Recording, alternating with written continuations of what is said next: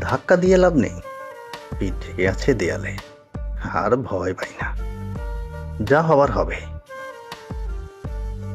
মন থেকে উঠে যাওয়া জিনিস দামি হলেও অরুচি।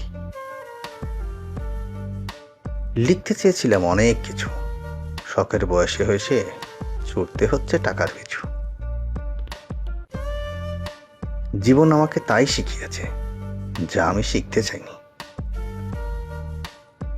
যোগ্যতা নিয়ে কখনো অহংকার করতে নেই, পাথর কিন্তু তার ওজনের কারণেই ডুবে যায়।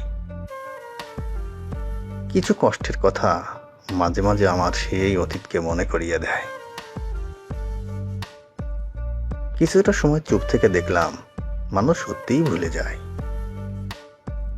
খারাপ সময়টা একাই পার করতেছি, কষ্ট হয় কিন্তু মানিয়ে নিতেছি। কথায় কথায় যারা হাসে